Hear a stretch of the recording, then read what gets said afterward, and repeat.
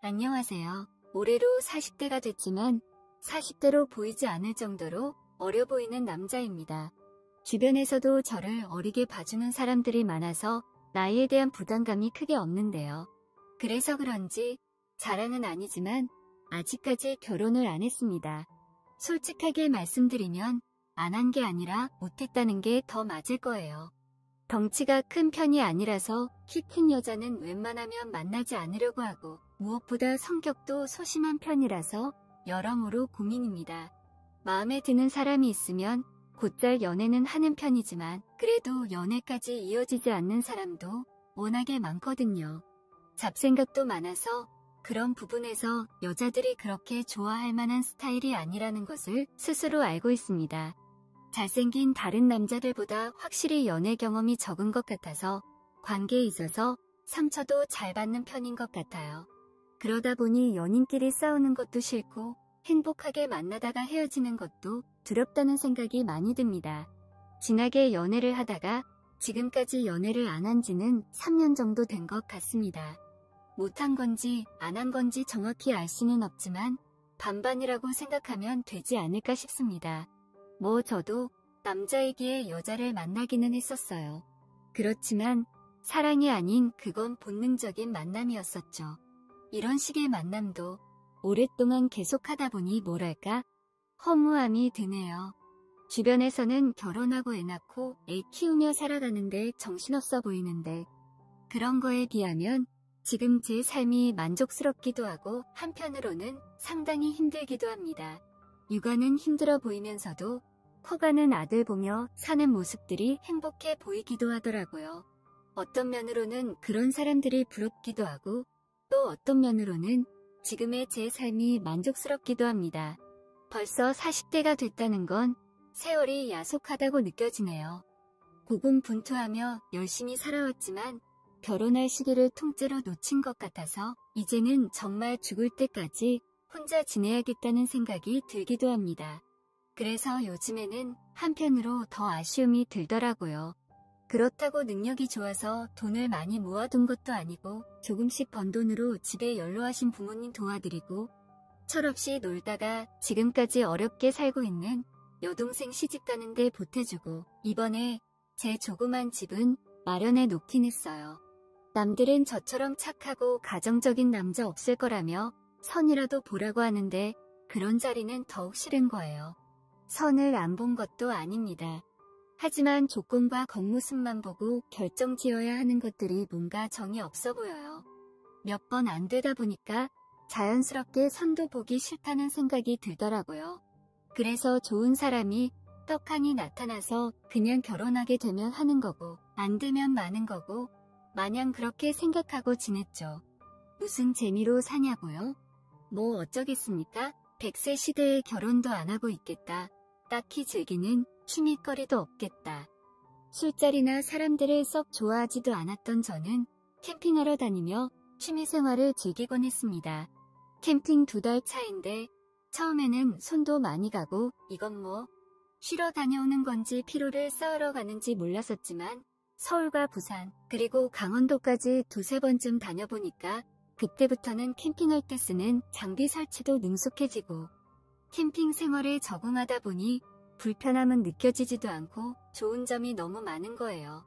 특히 풍경 좋은 곳에서 모닥불 피워놓고 앉아서 경치 구경하면 기가 막힙니다.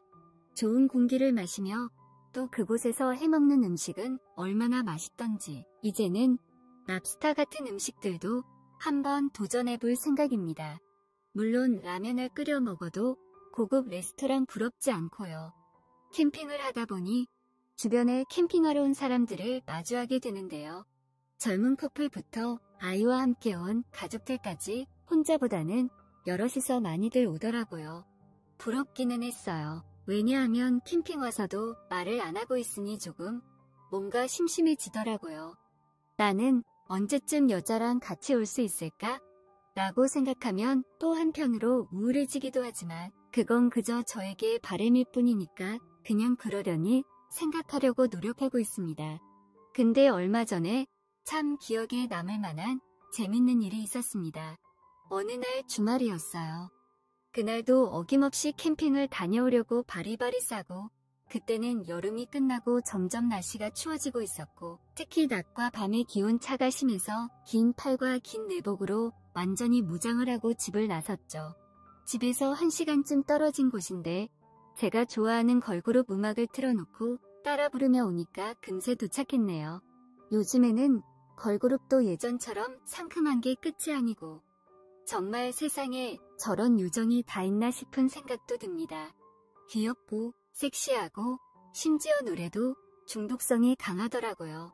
저도 어느새 삼촌 팬이 됐네요. 아무튼 그렇게 도착해서 호수 주변으로 갔는데 주변에 텐트가 몇 개 안 보이더라고요.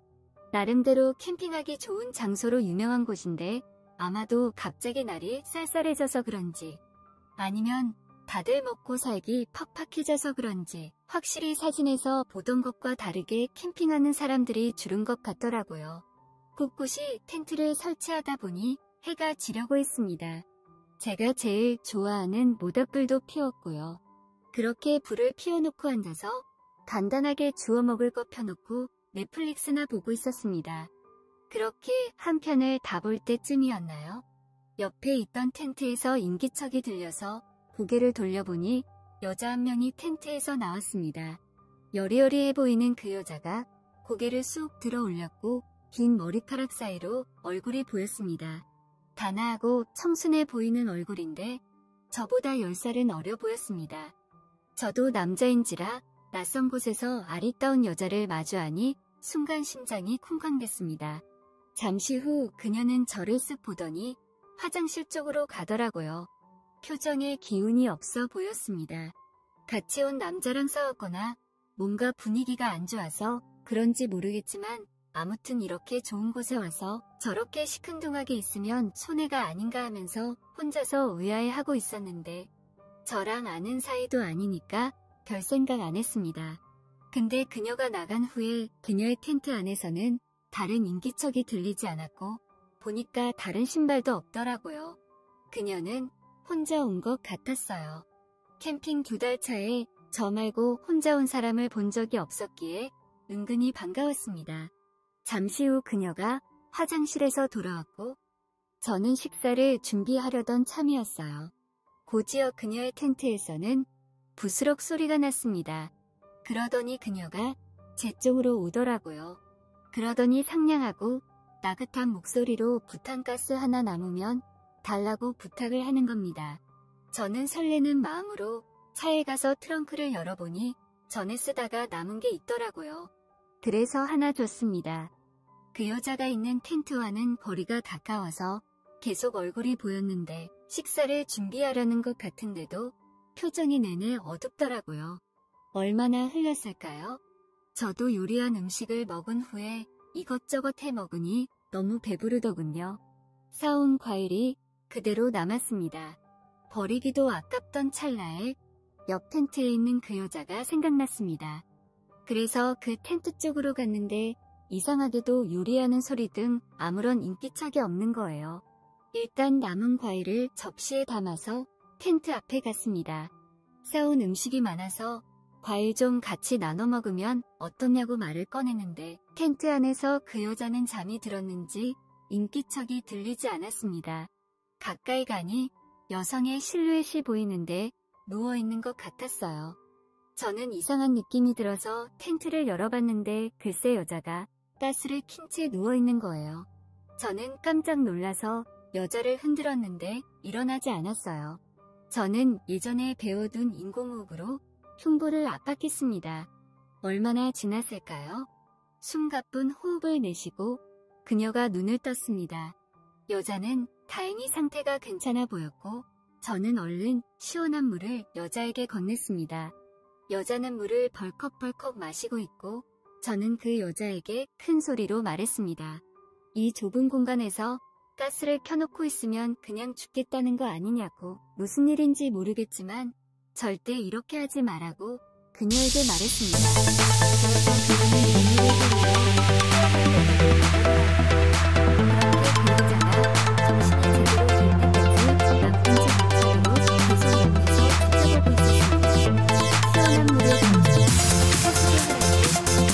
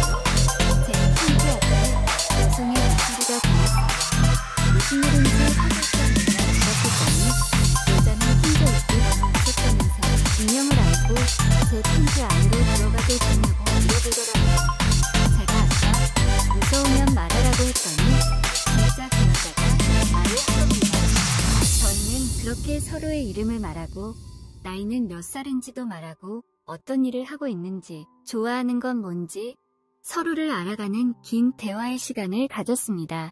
그녀에게 참 매력적이라며 앞으로 계속 힘내서 살아가야 한다는 말도 빼놓지 않았어요. 그녀는 저의 따뜻함에 감동했고 저희는 가까워질 수 있었습니다. 이 시간들이 길어지니 저도 너무 힘들더라고요. 그래서 계속 이렇게 같이 있다가는 그쪽이 너무 마음에 들어서 더 이상 참지 못할 것 같으니 이제 그만 텐트로 돌아가라고 말했습니다. 당장이라도 그녀를 내 여자로 만들고 싶었거든요. 하지만 남자친구와 헤어진 여자친구에게 그런 행동을 하는 건 몹쓸 짓을 하는 것만 같았어요. 그래서 이성의 끈을 잡으며 그런 말을 했으나 이내 우중충한 표정이었던 그녀가 활짝 웃는데 하얀 치아와 함께 그 미소가 너무 예쁜 겁니다. 그 좁은 공간에서 그녀와 단둘이서 이런 얘기를 하고 있는데 심장이 터질 것만 같았어요. 제 표정이 상기되자 그녀는 그렇게 불편하게 생각하지 말라며 이제는 아저씨가 없으면 안 될 것 같다고 오늘만큼은 자기 옆에 있어달라며 저에게 애원하듯이 말을 했습니다. 그녀는 소심하게 제 팔을 끌어당겼고 저는 더 이상 참을 수 없었고 그녀를 꽉 끌어안았어요. 그렇게 끌어안은 채로 시간을 좀 보내고 있었는데 잠시 뒤 눈을 질끈 감고 있는 그녀를 보았어요. 저는 그녀의 손 마디마디를 꽉 잡았고 그녀의 입술을 과감하게 탐했습니다. 그녀도 그런 저를 받아주었어요. 그렇게 저희의 사랑은 시작되었습니다. 쌀쌀한 날씨가 온 세상을 덮는 듯한 이곳에서 텐트 안에 있는 저와 그녀는 따뜻한 휴양지에 온 것처럼 뜨거운 열기를 뿜어냈어요. 세상의 어떤 추위도 우리의 뜨거움을 이기지 못할 거라고 생각했죠. 소심한 남자이고 적극적이지 않은 저인데 그날 저는 정말 야수 같은 남자가 될 수밖에 없었습니다. 그녀는 참으로 아름다웠습니다. 정말 인연인 건지 성격도 먹는 것도 그 궁합도 우리는 너무 잘 맞았습니다. 그렇게 저희는 긴 시간을 연애하면서 만나다가 지금 저와 그녀는 한 달 뒤 결혼식을 올릴 예정입니다. 자기 짝은 어디에나 있나 보더군요. 그러니 모두 희망 잃지 않고 긍정적인 생각하면서 즐겁게 지내도록 하셨으면 좋겠습니다.